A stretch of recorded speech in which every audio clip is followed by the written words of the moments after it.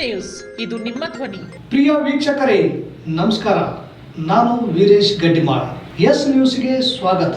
ಇಂದಿನ ಮುಖ್ಯಾಂಶಗಳು: short circuit, 4 ಎಮ್ಮೆ 4 ಆಕಳು ಸಜೀವ ದಹನ. ಅವಮಾನ ಅಪಮಾನ ಮೀರಿ ಶಿಕ್ಷಣದ ಕ್ರಾಂತಿ ಮಾಡಿದ್ದು ಅಕ್ಷರದವ ಸಾವಿತ್ರಿಬಾಯಿ ಫುಲೆ. ಶ್ರುತಿ ಕೆ.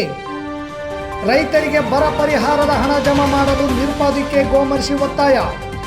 ಕಾಯಕ ದಾಸೋಹ ಶರಣರ ಜೀವಾಳ ದಂಡಾಧಿಕಾರಿ ಅರುಣಕುಮಾರ್ ದೇಸಾಯಿ.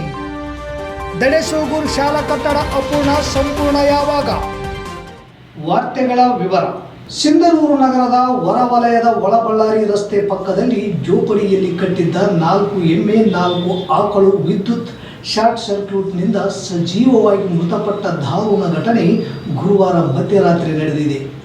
ಜೋಪಡಿಯ ಹತ್ತಿರದಲ್ಲಿ ಯಮನೂರಪ್ಪ ಎನ್ನುವ ವ್ಯಕ್ತಿ ಕುರಿ ಸಾಕಾಣಿಕೆ ಮಾಡಿದ್ದು, ಜೋಪಡಿಯಿಂದ ಹೊಗೆ ಬರುವುದನ್ನು ಗಮನಿಸಿ ಜಾನುವಾರು ಮಾಲೀಕ ಈರಪ್ಪ ಅವರ ಮೊಬೈಲಿಗೆ ಕರೆ ಮಾಡಿದ್ದಾರೆ. ನೆಟ್ವರ್ಕ್ ಸಮಸ್ಯೆಯಿಂದ ಮೊಬೈಲ್ ಸಂಪರ್ಕ ಸಿಗದಿರುವುದರಿಂದ ಮಾಲೀಕರಿಗೆ ಮಾಹಿತಿ ತಲುಪಲು ವಿಳಂಬವಾಗಿದೆ.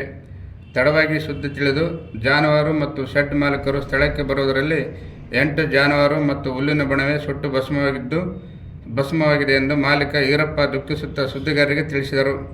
ಬೆಳಗಿನ ಜಾವ 4 ಗಂಟೆಗೆ ಅಗ್ನಿಶಾಮಕ ದಳದ ವಾಹನ ಬಂದು ದಗದಗ ಉರಿಯುತ್ತಿರುವ ಬೆಂಕಿಯನ್ನು ಆರಿಸಿದೆ. ಸರಿಸುಮಾರು 8 ಲಕ್ಷ ಬೆಲೆ ಬಾಳುವ ಶೆಡ್ಡು, 8 ಜಾನುವಾರುಗಳು, ಮೌಲ್ಯ ಅಂದಾಜು 7 ಲಕ್ಷ, ಭತ್ತದ ಹುಲ್ಲು 1.50 ಲಕ್ಷ, ಒಟ್ಟು ಅಂದಾಜು 16.50 ಲಕ್ಷದಷ್ಟು ಹಾನಿಯಾಗಿದೆ ಎಂದು ಜಾನುವಾರುಗಳ ಮಾಲೀಕ ಈರಪ್ಪ ತಿಳಿಸಿದರು. ಗಣ್ಯರಿಂದ ಸಾಂತ್ವನ.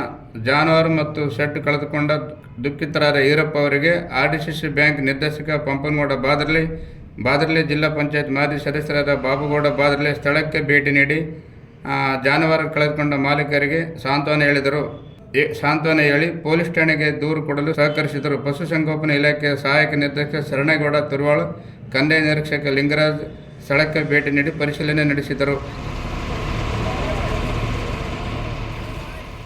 ಅಂತಂದು ಬೇಬರಿ ಕ್ಯಾಂಪ್ ಅವರು ವಾರ್ಡ್ ನಂಬರ್ 30 ನಿಜಕ್ಕೆ ರಾತ್ರಿ ಯಾರು ಹಚ್ಚಾರೋ ಯಾರು ಮಾಡ್ಯಾರೋ ಕರೆಂಟ್ ಶಾರ್ಟ್ ಆಗಿತ್ತು, ಏನಾಗಿತ್ತು ಗೊತ್ತಿಲ್ಲ.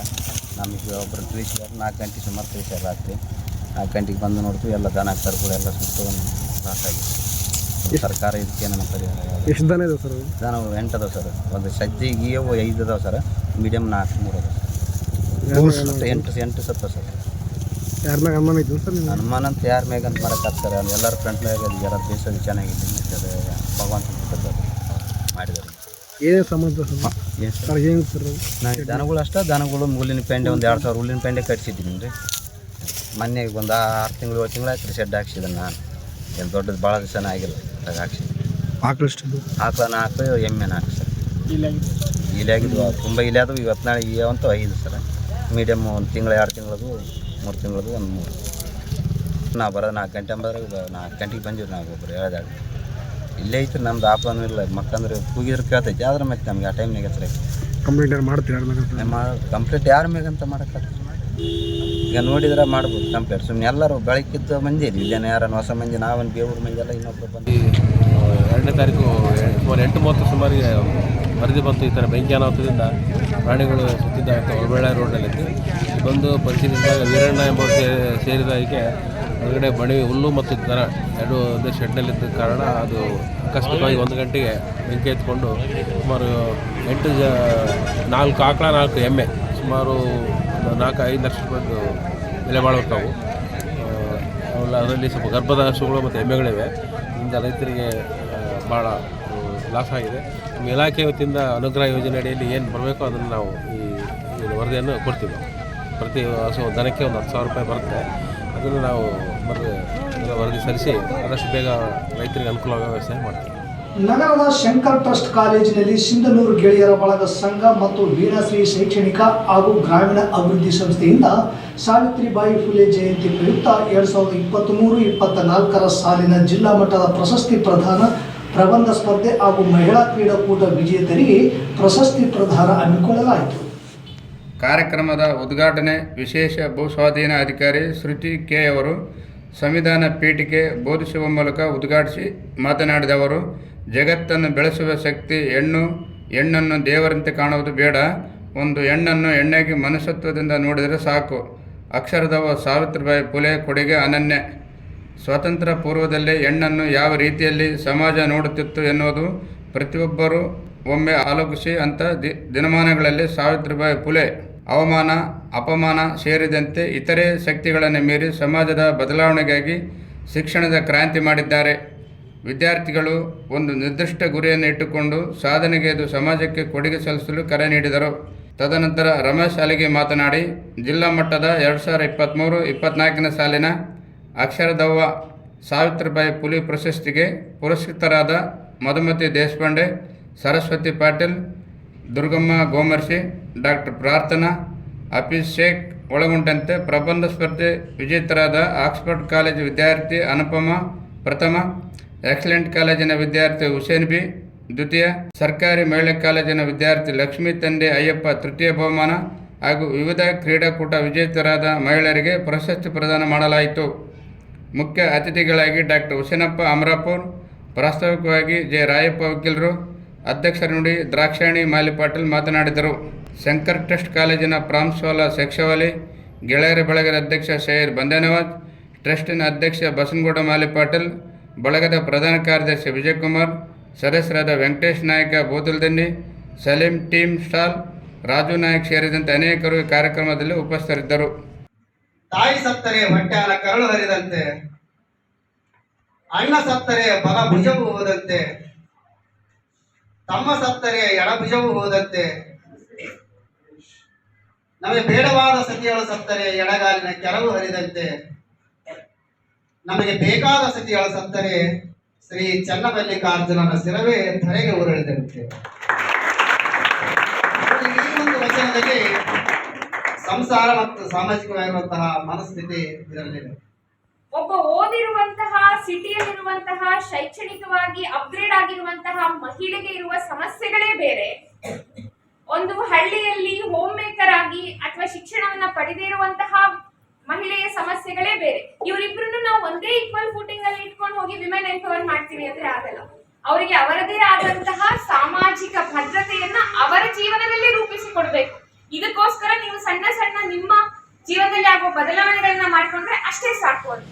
ಸರ್ಕಾರ ರಾಜ್ಯದ 161 ತಾಲೂಕುಗಳನ್ನು ಬರಗಾಲ ಪೀಡಿತ ಪ್ರದೇಶಗಳೆಂದು ಘೋಷಣೆ ಮಾಡಿ 5 ತಿಂಗಳು ಕಳೆದರೂ ಸಹ ಕೇಂದ್ರ ಮತ್ತು ರಾಜ್ಯ ಸರ್ಕಾರದಿಂದ ರೈತರ ಖಾತೆಗೆ ಹಣ ಜಮಾ ಮಾಡಿಲ್ಲ.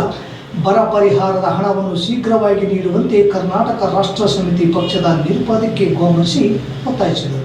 ಬೀಜ ಗೊಬ್ಬರ ಉಳುಮೆಗೆ ಮಾಡಿದ ಸಾಲ ತೀರಿಸಲಾಗಿದೆ. ಅನ್ನದಾತರು ಪರಿತಪಿಸುತ್ತಿದ್ದಾರೆ. ಈಗಾಗಲೇ ರಾಜ್ಯ ಸರ್ಕಾರ ಬಿಡುಗಡೆ ಮಾಡಿರುವ ಅನುದಾನ ಕಡಿಮೆ ಪ್ರಮಾಣದಲ್ಲಿರುವುದರಿಂದ ರೈತರು ಮಾಡಿದ ಸಾಲದ ಬಡ್ಡಿ ಕಟ್ಟಲು ಸಾಕಾಗುತ್ತಿಲ್ಲ.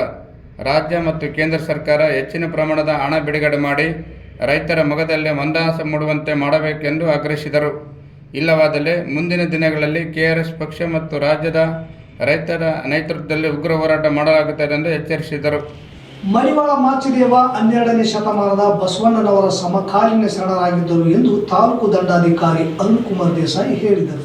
ಆಡಳಿತ ವತಿಯಿಂದ ಹಮ್ಮಿಕೊಂಡಿದ್ದ ಮಡಿವಾಳ ಮಾಚಿದೇವ ಜಯಂತಿ ಕಾರ್ಯಕ್ರಮದಲ್ಲಿ ಪಾಲ್ಗೊಂಡು ಮಾತನಾಡಿದ ಅವರು, ಕಾಯಕ ಹಾಗೂ ದಾಸೋಹ 12ನೇ ಶತಮಾನದ ಶರಣರ ಜೀವಾಳವಾಗಿತ್ತು ಎಂದರು.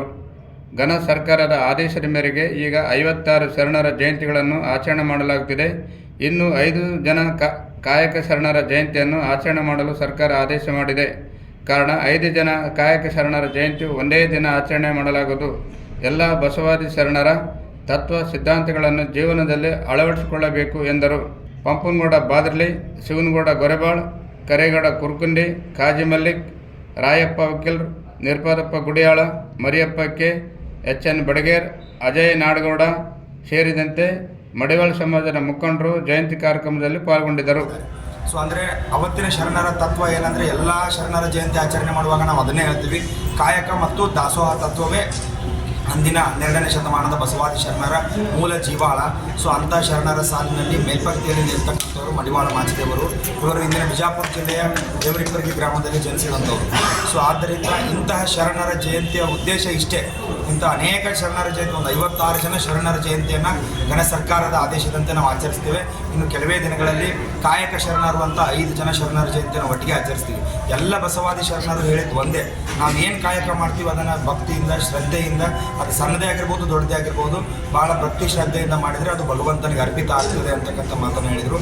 ಅಂಥ ಮಡಿವಾಳ ಮಾಚಿದೇವ ಶರಣರನ್ನು ನಾವೆಲ್ಲರೂ ಸ್ಮರಣೆ ಮಾಡೋಣ ಮತ್ತು ಅವರು ಹಾಕಿಕೊಟ್ಟಂಥ ಕಾಯಕ ಶ್ರದ್ಧೆ ಹಾಗೂ ದಾಸೋಹ ತತ್ವದ ಅಡಿಯಲ್ಲಿ ನಾವೆಲ್ಲರೂ ಜೀವನ ನಡೆಸೋಣ ಅಂತಕ್ಕಂಥ ಮಾತನ್ನು ಹೇಳ್ತಾ ಮತ್ತೊಂದು ಸಲ ಎಲ್ಲರಿಗೂ ಮಡಿವಾಳ ಮಾಚಿದೇವ. ಸಿಂಧನೂರು ತಾಲೂಕಿನ ದಡೇಸೂಗೂರು ಗ್ರಾಮದಲ್ಲಿರುವ ಸರ್ಕಾರಿ ಹಿರಿಯ ಪ್ರಾಥಮಿಕ ಉನ್ನತೀಕರಿಸಿದ ಶಾಲೆ ಕಟ್ಟಡ ಅಪೂರ್ಣವಾಗಿದ್ದು ಸಂಪೂರ್ಣ ಯಾವಾಗ ಎಂದು ಗ್ರಾಮಸ್ಥರು ಪ್ರಶ್ನೆ ಮಾಡಿದ್ದಾರೆ. ಭೂಸೇನೆ ನಿಗಮದಿಂದ ಶಾಲೆ ಕಟ್ಟಡ ನಿರ್ಮಾಣ ಮಾಡಿದ್ದು, ಆದರೆ ಕಟ್ಟಡ ಅರ್ಧಂಬರ್ಧ ಕಟ್ಟಿದ್ದು, ಕಟ್ಟಡದಲ್ಲಿ ಗಿಡಮರಗಳು ಬೆಳೆದಿವೆ. ಮಕ್ಕಳ ಹಿತದೃಷ್ಟಿಯಿಂದ ಅಪೂರ್ಣವಾದ ಕಟ್ಟಡವನ್ನು ಸಂಪೂರ್ಣ ಮಾಡುವಂತೆ ಕರ್ನಾಟಕ ರಕ್ಷಣಾ ವೇದಿಕೆ ಅಧ್ಯಕ್ಷರಾದ ದಾದಾಪೀರ್ ಶಾಸಕರನ್ನು ಒತ್ತಾಯ ಮಾಡಿದ್ದಾರೆ. ಶಾಲೆ ಕಟ್ಟಡ ಯಾಕೆ ಅಪೂರ್ಣವಾಗಿದೆ ನಮಗೆ ಗೊತ್ತಿಲ್ಲ. ಇದರಿಂದ ಮಕ್ಕಳ ವಿದ್ಯಾಭ್ಯಾಸಕ್ಕೆ ತುಂಬ ತೊಂದರೆಯಾಗಿದೆ ಎಂದು ಶಾಲಾ ಶಿಕ್ಷಕರು ಎಸ್ ನ್ಯೂಸ್ಗೆ ಮಾಹಿತಿ ನೀಡಿದರು.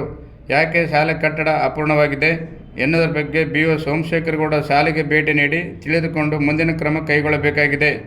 ಶಾಸಕ ಹಂಪನಗೌಡ ಬಾದರ್ಲಿ ಕೂಡಲೇ ಅಪೂರ್ಣಗೊಂಡ ಶಾಲಾ ಕಟ್ಟಡ ಬಗ್ಗೆ ಮಾಹಿತಿ ತರಿಸಿಕೊಂಡು ಸಂಪೂರ್ಣ ಮಾಡಿ ಮಕ್ಕಳ ವಿದ್ಯಾಭ್ಯಾಸಕ್ಕೆ ಅನುಕೂಲ ಮಾಡಿಕೊಡುವಂತೆ ಗ್ರಾಮಸ್ಥರು ಶಾಸಕರನ್ನು ಆಗ್ರಹಪಡಿಸಿದ್ದಾರೆ. ಸರ್ಕಾರಿ ಹಿರಿಯ ಉನ್ನತೀಕರಿಸಿದ ಪ್ರಾಥಮಿಕ ಶಾಲೆ ಈ ಕಟ್ಟಡವನ್ನು 2018-19 ಸಾಲಿನಲ್ಲಿ ಲ್ಯಾಂಡರ್ನರ್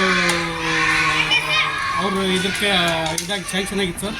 ಕಟ್ಟಡವನ್ನು ಅಪೂರ್ಣ ಆಗಿತ್ತು, ಹುಡುಗರಿಗೆ ತೊಂದರೆ ಆಗಿದೆ ಸರ್. ಇದು ಹೆಂಗಾರು ಮಾಡಿ ದಯಮಾಡಿ ಇದನ್ನು ಕಟ್ಟಡವನ್ನು ಪೂರ್ಣಗೊಳಿಸಿ ಹುಡುಗರಿಗೆ ಅವಕಾಶ ಮಾಡಿಕೊಡ್ಬೇಕಂತ ತಮ್ಮಲ್ಲಿ ಮನವಿ ಮಾಡಕತ್ತೀವಿ. ಯಾವ ದಡೇಸೂಗೂರು ಸರ್, ದಡೇಸೂಗೂರು ಸಿಂಧನೂರು ತಾಲೂಕು, ಜಿಲ್ಲಾ ರಾಯಚೂರು ಸರ್. ನಿಮ್ಮ ಹೆಸರು? ಸರ್ ನನ್ನ ಹೆಸರು ದಾದಾಪೀರ್ ಅಂತೇಳಿ ರಕ್ಷಣಾ ವೇದಿಕೆ ಅಧ್ಯಕ್ಷ ಇದ್ದೀನಿ ಸರ್ ನಾನು. 2018-19 ಸಾಲಿನಲ್ಲಿ 2 ಕೊಠಡಿಗಳು, ಹೆಚ್ಚುವರಿ ಕೊಠಡಿಗಳು ನಿರ್ಮಾಣಗೊಂಡಿದ್ದು, ಆದರೆ ಅನಿವಾರ್ಯ ಕಾರಣದಿಂದ ಇದು ಅಪೂರ್ಣಗೊಂಡಿದೆ. ಅವುಗಳು ದಯವಿಟ್ಟು ಇದನ್ನು ಪೂರ್ಣಗೊಳಿಸಬೇಕೆಂದು ತಮ್ಮಲ್ಲಿ ವಿನಂತಿಸಿಕೊಳ್ಳುತ್ತೇವೆ. ಮತ್ತೊಮ್ಮೆ ಮುಖ್ಯಾಂಶಗಳು. ಶಾರ್ಟ್ ಸರ್ಕ್ಯೂಟ್, 4 ಎಮ್ಮೆ 4 ಆಕಳು ಸಜೀವ ದಹನ. ಅವಮಾನ ಅಪಮಾನ ಮೀರಿ ಶಿಕ್ಷಣದ ಕ್ರಾಂತಿ ಮಾಡಿದ್ದು ಅಕ್ಷರದವ ಸಾವಿತ್ರಿಬಾಯಿ ಫುಲೆ. ಶ್ರುತಿ ಕೆ. ರೈತರಿಗೆ ಬರ ಪರಿಹಾರದ ಹಣ ಜಮಾ ಮಾಡಲು ನಿರುಪಾಧಿಕೆ ಗೋಮರ್ಶಿ ಒತ್ತಾಯ. ಕಾಯಕ ದಾಸೋಹ ಶರಣರ ಜೀವಾಳ ದಂಡಾಧಿಕಾರಿ ಅರುಣ್ಕುಮಾರ್ ದೇಸಾಯಿ. ದಡೇಸೂಗೂರು ಶಾಲಾ ಕಟ್ಟಡ ಅಪೂರ್ಣ, ಸಂಪೂರ್ಣ ಯಾವಾಗ? ಇಲ್ಲಿಗೆ ವಾರ್ತಾ ಪ್ರಸಾರ ಮುಕ್ತಾಯವಾಯಿತು. ನಿರಂತರ ಸುದ್ದಿಗಾಗಿ ವೀಕ್ಷಿಸಿ ಎಸ್ ನ್ಯೂಸ್. ಇದು ನಿಮ್ಮ ಧ್ವನಿ. ನಮಸ್ಕಾರ.